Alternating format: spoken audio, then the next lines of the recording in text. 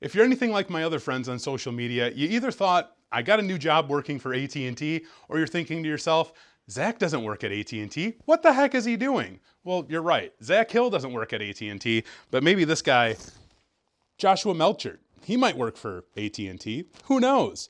Let's see what this is all about. Today, I'm gonna tell you guys a story about how I went on my first physical penetration test, and I am super stoked to talk about it. So let's jump into that right now. Now, before I tell this story out completely, again, this was the first time I ever went on a physical pen test. If you followed this channel for any amount of years, you know that cybersecurity is something that I am personally interested in. It's something that I am very, very passionate about. The last job that I had before doing YouTube full-time, I was doing security awareness training. In 2019, when I was a full-time YouTuber, went out and got my Security Plus because it was something that I was genuinely interested in. It's just knowledge that I wanted to have, and it's knowledge that I continue to gain. So I am by no means a professional pen tester in any way. I would never say that I'm a hacker or a pen tester just because I went on one physical pen test. So don't take that from this video. Just take that, hey, this was an amazing learning experience and I've prepared for this for many years because it's something that I've always wanted to do. So let's talk about that. I am so excited to finally be able to tell this story. This happened a few weeks ago now at this point, but I finally got the time to sit down and tell you guys all about it. The first physical penetration test I went on, and it was absolutely the most amazing experience of my entire life. So we're gonna tell this whole story. It's gonna be a long one. We're gonna start from telling you how this all came about. Why did I go on my first physical pen test? And then how we prepared for the physical pen test, and then the first day of the physical pen test, and the second day of the physical pen test, and then what I learned from it. So if you're not familiar with a physical penetration test, you were essentially getting paid to break into an organization's environment. You know, penetration testing, like internal and external, involve you trying to infiltrate a network through different vulnerabilities. You're hacking their network. You're trying to gain access to things that you should not be able to gain access to. In a physical pen test, you're doing the same thing, except you are in person in their actual physical environment. So let's talk about this. Heath Adams, my boss, reached out to me and asked if I would be interested in doing a physical pen test. Now, the whole reason that he was asking me this was because it was in my area. He was going to be very, very close to me. We've never met in person. And sometimes when you're going on a physical pen test, it's a good idea to have a partner with you just to like cover your butts and just to make things easier sometimes. So for him, it was like, hey, this is a perfect opportunity.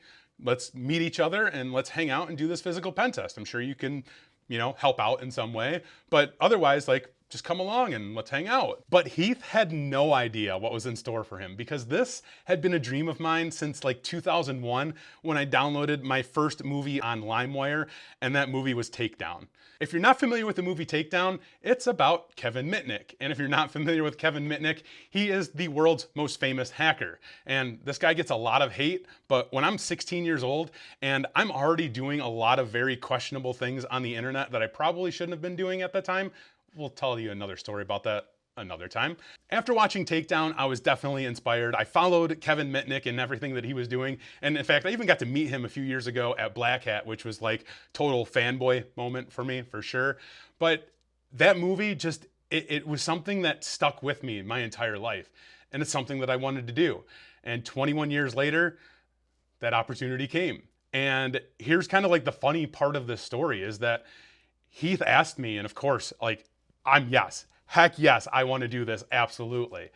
And then I immediately sent him this picture, which was like, just me being funny, picture of the Village People guy. But he said right here, which you could see, calm down, Kevin Mitnick. And he literally had no idea how true that all was. Like, that is exactly what is going through my head at this point. Like, you are asking me if I want to live my dream right now. Do you have any idea what you just like got yourself into? And he didn't. And that's okay, because I think I surprised the hell out of him with basically everything that we went through to make this physical pen test a success. So let's talk about preparing for this physical pen test, because this was the exciting part for me. I joked about the construction worker outfit with Heath, and he's like, okay, Mr. Jokester over here, since you joked about it, you get to come up with our story. And I'm like, okay, I'm totally game for that. Like, let's go. So I started asking him questions about this organization. I was able to determine some information such as AT&T being used in some facet. So I knew that that was going to be our cover. Like I knew immediately, like even like when he first asked me, like my first go-to is like, we're going to be a telecom worker. Like hands down, like this has been my dream my entire life.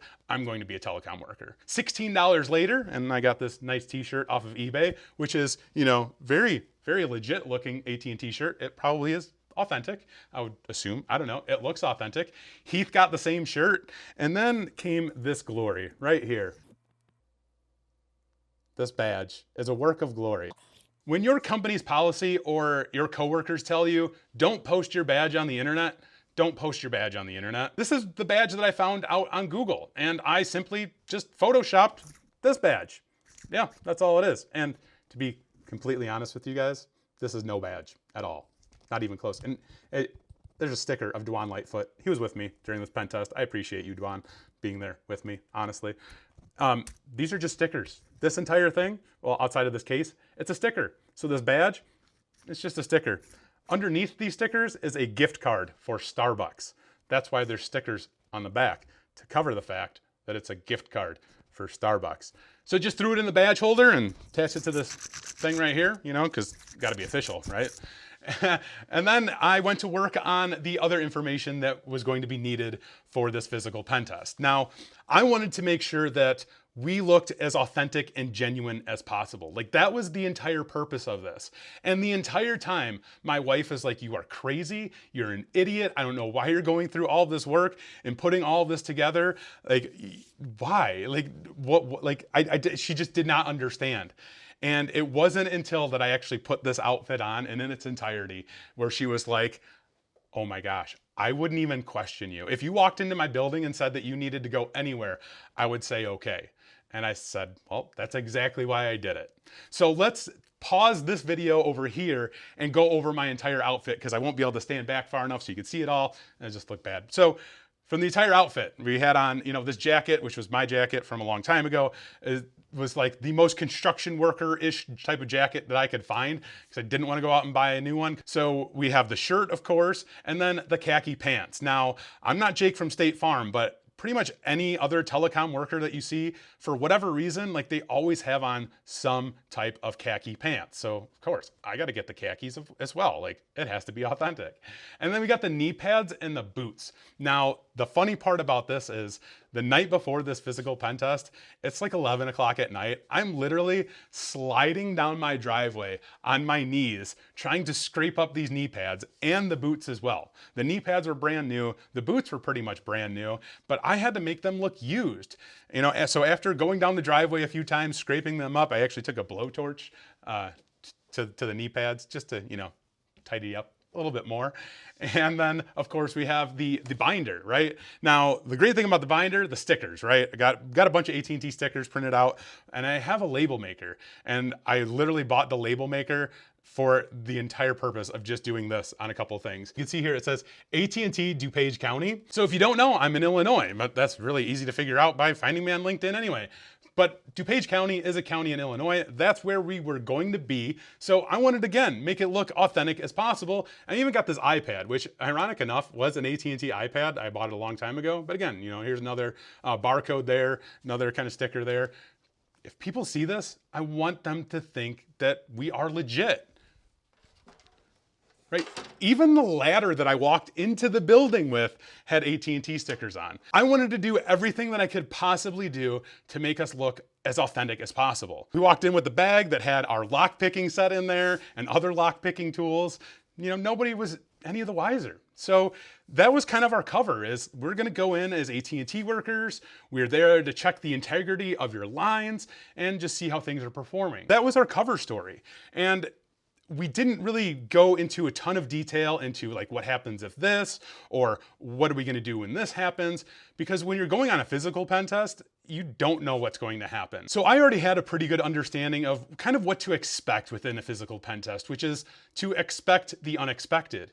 And that's kind of how you have to go into the scenario. You can't go in and kind of play out everything that's going to happen. When going on a physical pen test, you sometimes have to have the ability to think quickly on your feet. Like, you don't know what's going to come. You don't know the different scenarios that you're going to get yourself into. So you really have to be able to improv and really think quickly to get yourself through different scenarios. So having kind of that quick thinking ability is definitely something that's going to be very helpful for you on a physical pen test. So that's kind of how we went into it. Like, we're not sure what to expect. We don't know who we're going to run into. We don't even know what this environment looks like. So let's just kind of play it by ear and just see how things go.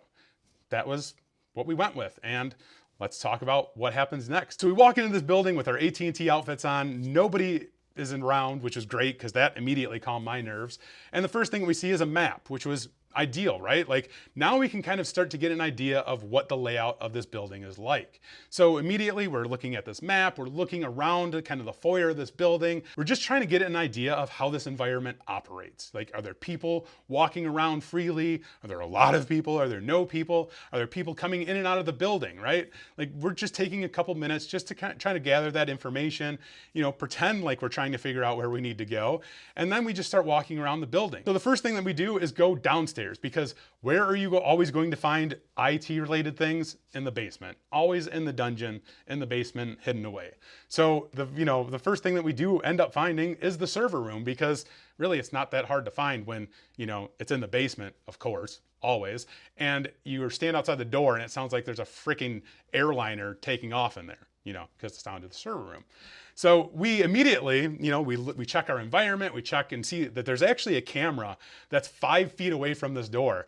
But, we're here to break into your server room. And that was the point of this specific engagement, was to get into the server room and access their server rack. So we just went to work. We knew that the camera was there, but we had something to do. So we immediately go to work and start picking the lock. Heath's doing the lock. I'm trying to play lookout. And then I get the idea, well, I have this ladder and there's this exit sign right above us, right by this door that we're trying to break into. And I'm like, well, let me just get up on this ladder and pretend like I'm doing something, which is actually a great idea, because not even 10 seconds later, somebody starts walking down the hallway. Now this person just had to go to the bathroom, but I looked like I was doing something, and we look like, AT&T workers. We look like we're doing something. So nobody questions us, of course. So, this lady goes on about her way. Heath goes back to the door for a minute. And if we would have had an under the door tool, and we didn't have an under the door tool because it was too big for Heath to carry on to the plane with him. But if we would have had an under the door tool, we would have been inside of the server room in literally less than 30 seconds, because the gap in this door was probably 1.5 inches tall. It was just ridiculous. There was no type of weather guarding at all. And there's something that you notice, that's something that you're very observant on. So we knew okay, if we would have had this tool with us, we would have been in the server room. Not a problem. So we're okay, let's find out what else is in this building. This was in the first 15 minutes that we were in this building trying to break into the server room. So we're all right, let's just see what else we got. We make our way up to the 3rd floor of this building, and we find ourselves right outside of a network closet, almost as soon as we get off this floor. And Heath takes this painter's tool right between the doors, right? Just swipes this painter's tool right between these doors, and poof, the doors open. And it was just the coolest moment I have ever seen in my entire life. I got chills running down my body. And it was so incredibly simple for him to do. But now we have access to a network rack. And yeah, that right there in itself was just that's something I'll always remember, because that was kind of the first success of our engagement. And yeah, that'll go down in history for me for sure. But that was definitely an exciting moment, getting access to that. We took pictures that we were in there, and obviously they have a little bit of work to do to fix those issues. So the next thing we do is we start just scoping the building more, and just really, again, trying to get an idea of, the layout of the building, the traffic in the building, where all the cameras are, and just get a general feel of what's happening here. So we do that, and then we're okay, well, our mission here is to break into their server room, but we can't really do that. So we need a little bit of help. So we went up to the reception office, and here is Heath and I, walking into this reception office looking like AT&T workers, and we say, hey, we're here with AT&T. We need to get into your server room. We need to check some things. We have a work order here. And the lady says, okay, I don't know anything about this, so let me find some information. Now I want to take this point in the video to really give this lady a round of applause. Like, she did an absolutely fantastic job. And that is exactly what you want on any type of pen test. Before I go further into this though, I probably should have said this earlier on in the video. I really cannot stress this enough, and I cannot stress the importance of this. Yes, I absolutely wanted to go on this engagement and hack all of the things. Like, I wanted to do all of the cool things. Any cool thing that I could have done, I wanted to do. Like, you know, picking a lock, using an under the door tool to get into a server room, you know, finding, you know, passwords that are laid out somewhere, being able to access a network closet that I shouldn't have been able to. Those are definitely all of the cool things that I wanted to do. But at the end of the day, that's not why I was on this engagement.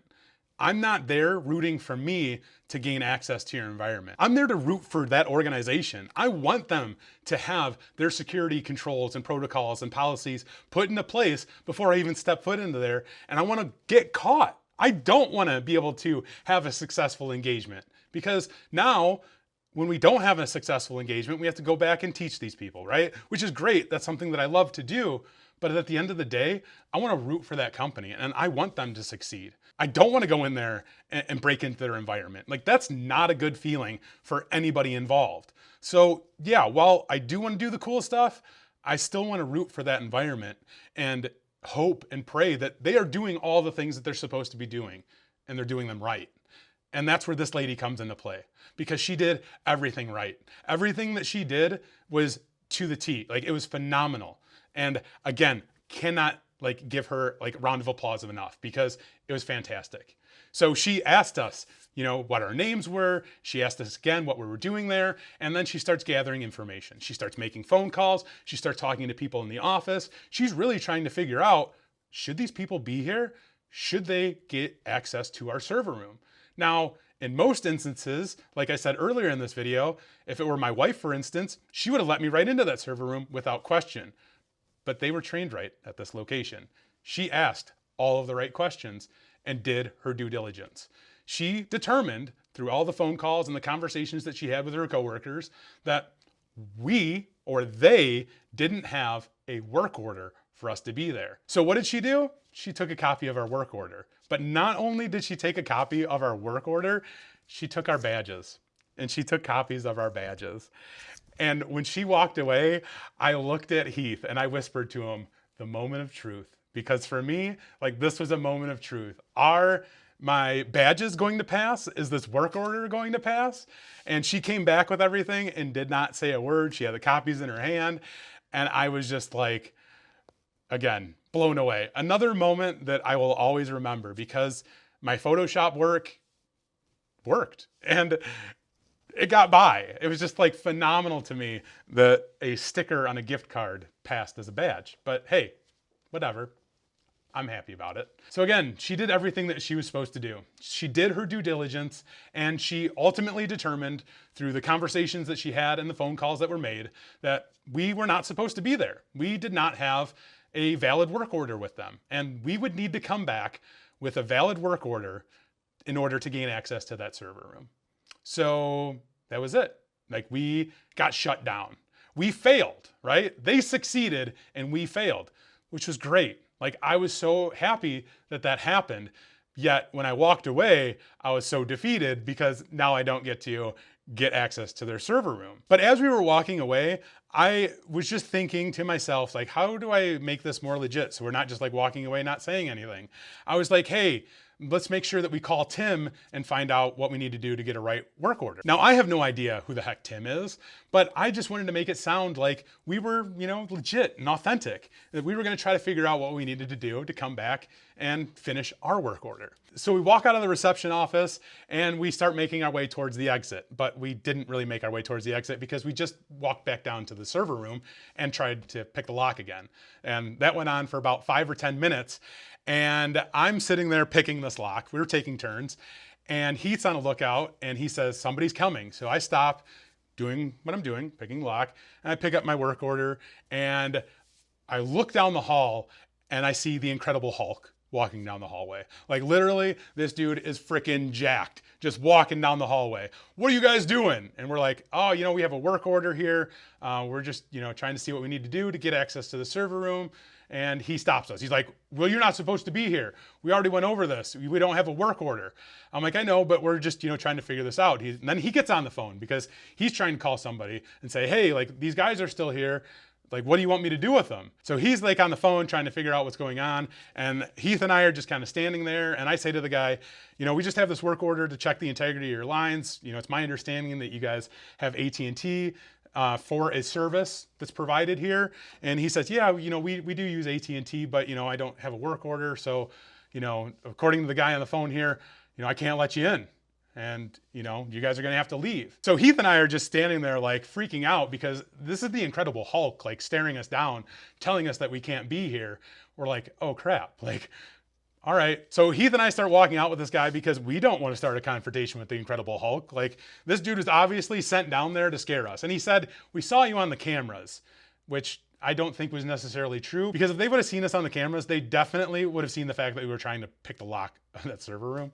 That's another story. The Incredible Hulk was telling us to leave, so we definitely left. Not really. We started walking out the building and we stopped in the hallway because we were going to make a phone call. And he walks up the stairs and he goes about his way, and we walk back to the server room. But at this point, we're like, okay, we're kind of like stopped. Like, we are at this point definitely dead in the water. We can't go any further. So we make a phone call to our point of contact who's on site. And we meet up with him and we kind of share with him, you know, our findings, you know, the things that we already did, the things that we would have done, and of course the things that we could have done had we the proper tools. And he says, okay, well, that's great. You know, if you had the proper tools, like, you definitely would have got in there. And I know for sure if we would have had more time trying to pick that lock and use some of our other tools, we would have gotten to that server room. We just would have to wait to like that place to close down and go to town. And it would have been easy to do. And not to mention, again, like that gap under the door, it was like 1.5 inches at least for sure. So we could have got many of different things under there to try to help and get that door open. But anyway, our point of contact lets us into the server room so that we can try to gain access to their server rack. So they got this one big server rack that we need to break into. So Heath is on the front of this rack. I'm on the back of this rack. And one thing that's important to know, the top of this rack wasn't actually like enclosed all the way. So with the ladder that we had, I could easily like reach up into there and I could have plugged into their network directly. And there were some other things that I could have got access to very easily. So that was one thing that definitely, we definitely don't want to see. But anyway, Heath and I are trying to pick the locks on this rack. You know, there's a lock on the front, there's a lock on the back, and then of course there's locks on the side of this thing.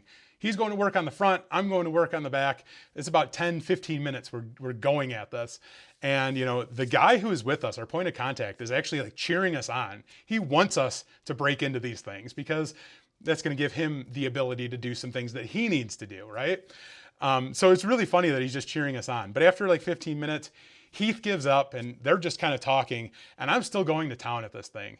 And the next thing I noticed, like the lock starts to turn ever so slightly. And I cannot describe to you the feeling that I had, because I turn it even more. And then all of a sudden it's just like, oh, you know, it's like the gates of heaven like opened up and welcomed me, because that was literally like the most amazing feeling I ever had. Picking the lock on that server and those doors opening up, it literally happened in slow motion for me. I cannot describe that experience to you, but it was such an amazing feeling. And right after that happened, and I'm gonna share this with you because a lot of people ask me like all the time, what's Heath like as a boss? You know, how is Heath Adams as a boss? And I can tell you for like just 100% certainty and honesty that Heath Adams is like the best boss that I've ever had. And in this moment, and it's something that doesn't happen, it's just something that, you know, it struck out to me because it's something that's like never really happened. He pats me on the shoulder and he says, good job, man. You did a great job. I'm proud of you. Like, you don't get that all the time. Like, you don't get that from a boss. But like just in that specific moment and hearing those words and just knowing like all the work that I put into to make this engagement happen, to make sure that we would be successful, to make sure that I went into this engagement being helpful, Like that was the one thing that I was determined to do. I didn't want to go into this engagement just because Heath wanted somebody along with him, just because Heath wanted to hang out. I wanted to go into this engagement and actually do something. I just wanted to provide some level of help. And again, I think I blew Heath away with everything that I went through to make sure the work that we did for this engagement was a success. Now, obviously we did kind of fail a little bit, but at the end of the day, again, we would have gained access to that server room. And of course, we would have gained access to that rack. So our point of contact that was there with us was so excited. I was so excited. Heath was excited. And that was the end of day one. We did what we were supposed to do. We ran into some complications. Their organization did a great job of training some of their employees, and it was ultimately a success. Except, well, the one last thing was we had to actually get access to our laptop because we sent them a laptop for our internal pen test, and we had to gain access to the laptop, which is back in the reception office that we were initially in our AT&T outfits. So we go out to our cars and we change into just regular civilian outfits.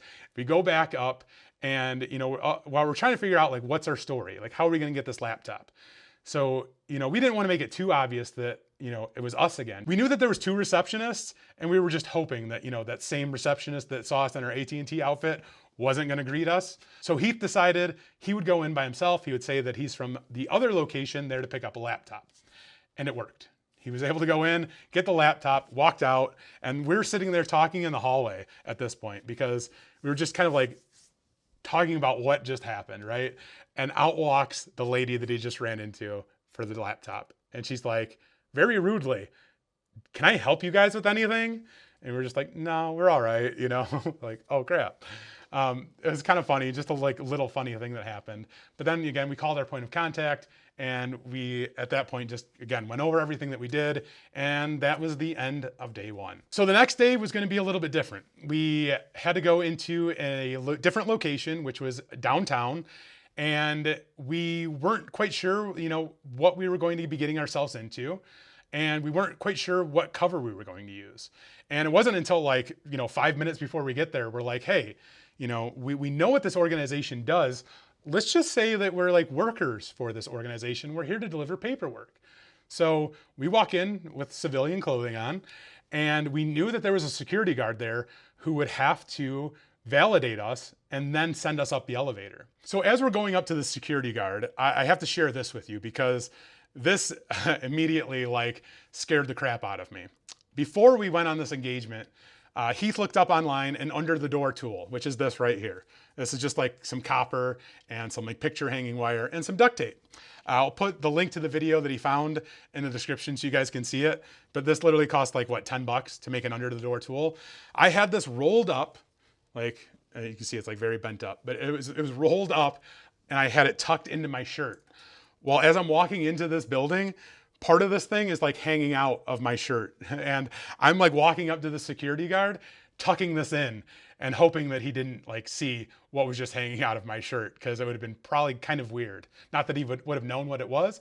It probably just would have been weird. We walk up to the security desk. We say, hey, we're here to deliver paperwork for this organization. And he gets on the phone and calls them and says, hey, I have 2 gentlemen here with paperwork. They want to come up and bring it to you guys.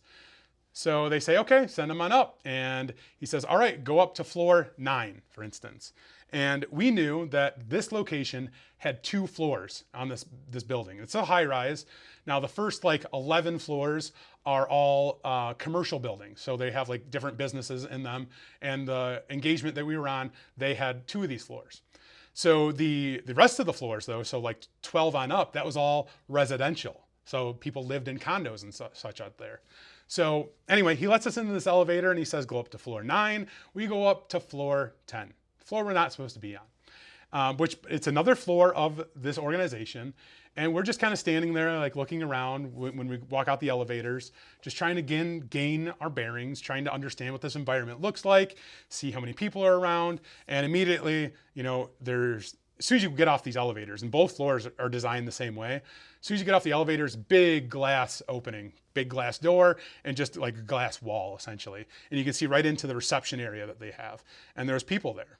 And one of the ladies walks out and says, "Hey, are you guys here to deliver paperwork?" Well, it was kind of odd for us because we went on a completely different floor, but we're like, "No, we're not here for paperwork." And she's like, "Okay, have a good day." So we're just there standing around, just talking, kind of looking around again, observing the environment. There's definitely a lot of traffic going in and around this place.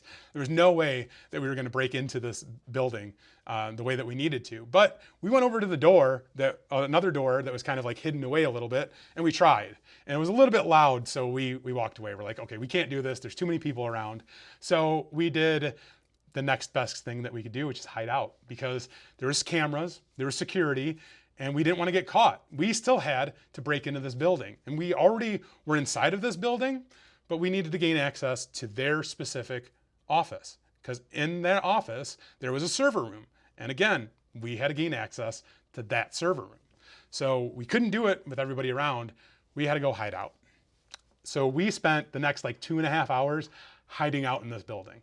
The first thing that we did, we went back into the stairwell and we just started going up the stairs and then back down the stairs. Then we made it our way out to their parking garage. Parking garage was there for residential customers.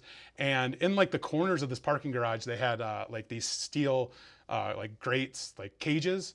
And those for, you know, the residential people who live there to have storage.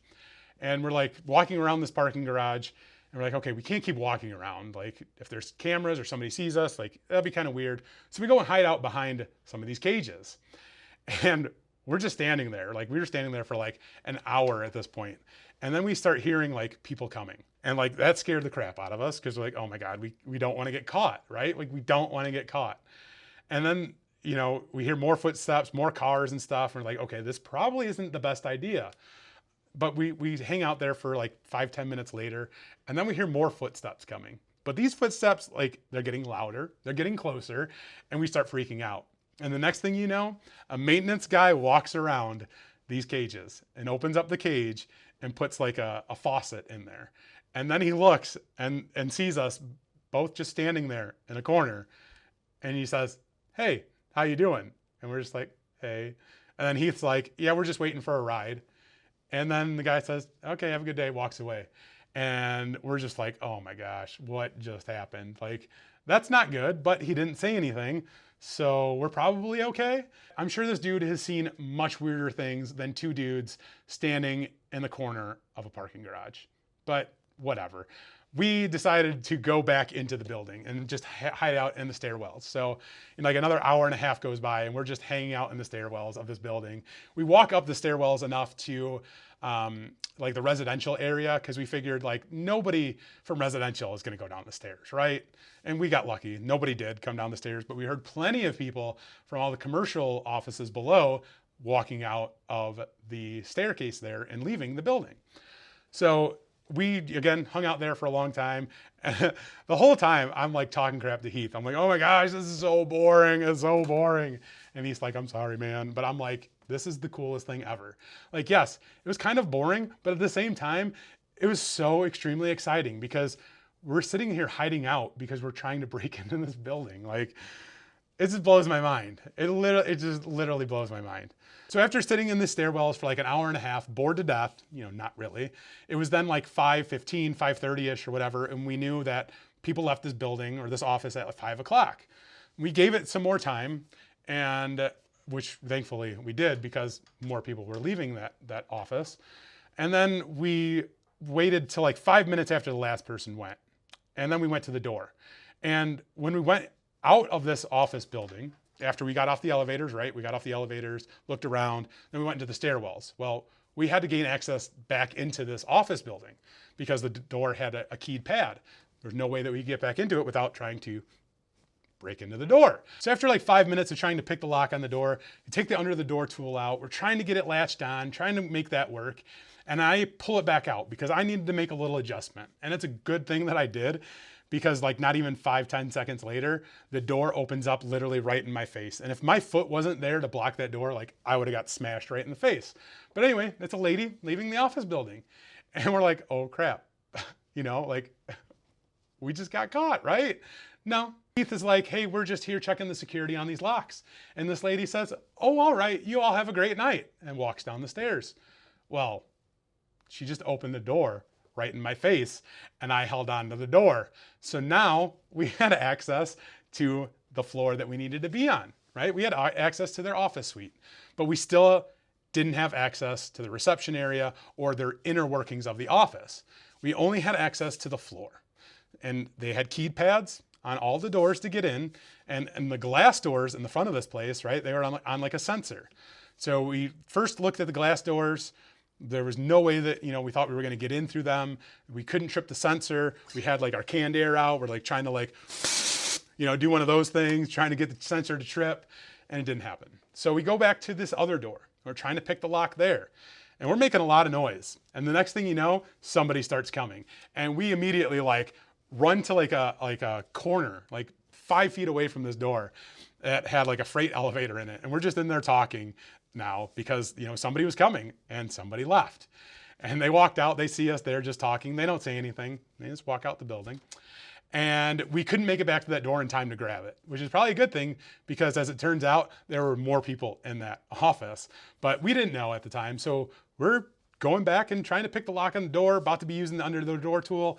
And again, more people come, right? Well, one more person comes. And we try to hang out like a little bit closer to the door this time. But when this person walks out, she's a little bit surprised by us standing there. And there was just no way that we were gonna catch the door. So after this person leaves, wait like another 5 minutes just to be sure that everybody's gone. And then we get back to work. We start using this under the door tool. We're using like all these different shims, all of these different like tools that we have. And there was one tool that we actually left in the car. If we would have had, we would have been in that door within seconds also. That was our mistake. But you live and learn. It was all right. So anyway, we're still going to town on this door. I got the under the door tool latched a few times, but I couldn't just get the leverage that I needed because I think it was just latched on too far onto the door handle. So anyway, Heath's like, all right, I'm just gonna go look at these glass doors again and see what we can do. And I stayed there, still trying to get this under the door tool work. So as I'm trying to use the under the door tool on this door to get in, I hear from across this office building, Heath yell, I'm in, I'm in. And I immediately shot up, like, no way, like, for real? And as it turns out, the glass doors, right, are on a sensor. And on the other side of these glass doors, they have the reception desk. And on that reception desk, they had like the COVID plexiglass set up there. And I'm pretty sure, I think we would determine basically by the way that Heath walked up onto this door, that his reflection off of the glass and that plexiglass in there triggered that sensor and opened the door. And we were in. So we were into the reception area, but we still needed to gain access to their inner office area that had their server room. So of course, we were looking around for keys and stuff like that. We did find keys to the bathroom, which was very, very crucial because we had been in this building for like 4 hours and we didn't have a key to the bathroom. So thank you to the reception lady for leaving a key to the bathroom there. Very, very helpful. But then under the desk was actually like a little trigger for the door to let us into the next part. So from there, we were into the office and we found the server room. Now, this server room was interesting because it had a big glass window right in the front of it and then a big glass door. So if we were malicious, intruders, we would have just broken the glass and been in the server room without any issue. But we went and attempted to pick the lock on this server room and we weren't able to use the under the door tool. And ultimately we weren't able to gain access to the server room by utilizing any of the tools that we had on us. But again, if it were malicious intent, we would have been in that server room in like 4 seconds. So while Heath is, scoping out the server room, I'm scoping out the office and I'm looking around the office to see what type of confidential and private information that I can find that should not be visible. And I found it and I was sad. I was definitely sad because the first thing that I really did was go around to all of the desks and check under the keyboards, under the mouse pads, and all of the sticky notes that were left all around the desks. And of course, what did I find? None other than credentials to get access to the network. Yes, of course, usernames and passwords on sticky notes. Who would have thought? And they worked. And I was sad. So I walked around that entire office just scoping out all of these different sticky notes and looking under keyboards. And Heath went around and looked around different cabinets and things like that and found a lot of information that we really shouldn't have found or shouldn't have had access to. So all in all, like, we did essentially do what we were supposed to do in many ways. This engagement, by all accounts, was a success. If we had more time and more tools, or we were malicious, hackers, we would have got access to everything under the sun in that building. So all in all, it was the most amazing experience of my entire life. And I would say I contributed a lot to this engagement, and I think I blew Heath away for sure. And it's something that I really hope that we experience more and more. And if you guys are looking for a physical pen test for your environment, please call me, because I would love to do it. But it's something that I will always remember, and I will always be thankful for Heath Adams and TCM Security for giving me the opportunity to do this, because it was literally a dream come true. So now, after this, we go and do some training with this organization, and I'm super stoked for that, because that's why I do what I do. At the end of the day, I just want to help people. I want to help as many people in organizations as I can. And again, I cannot stress this enough. Yes, I want to do all of the cool things. I want to hack your network in all of the most malicious and naughty ways that I possibly can. But at the end of the day, I'm still rooting for your organization, because I want you guys to be prepared. I want you to have the proper procedures, protocols, and security controls put into place so that things like this don't happen. This was honestly so much easier than I ever thought it could be. And a lot of people asked me if it was easier than I thought it would be. It was. It was definitely, you see the stuff on TV shows and on the movies, and it's literally so similar. I cannot believe how easy it was to put all of this together and make it happen. And people also asked, like, Zach, were you nervous? I was not nervous at all. There was never a point of time, even when the Incredible Hulk was barreling down the hallway, I was not scared or nervous one bit, because I was there to do a job. I was there on a mission, and I was there to do the best job that I possibly could. And it also helped that we had like a piece of paper in our back pockets that said, hey, we have permission from X, Y, and Z to be here. So if we did get caught and it got sour, like, I have a get out of jail free card right in my back pocket. Also, the police knew that we were there for both locations. The police were notified that we would be there. So if anything did go sour, like, I was just not worried at all. Like, I was just so excited and gung-ho. And it probably took like days for my adrenaline to just like calm down in my body, because I was so stoked and so excited about everything that happened. So that was the engagement. Like, that was my first time on a physical pen test, and it's something I will remember for the rest of my life. And I truly, honestly hope that I get to do this many, many more times in the future. I hope you guys appreciate this video. I'm losing my voice now. It's getting really hard to talk. This video is incredibly long, but I think I broke down everything that we went through and the experience that I had. So thank you guys for watching, and as always, take it easy.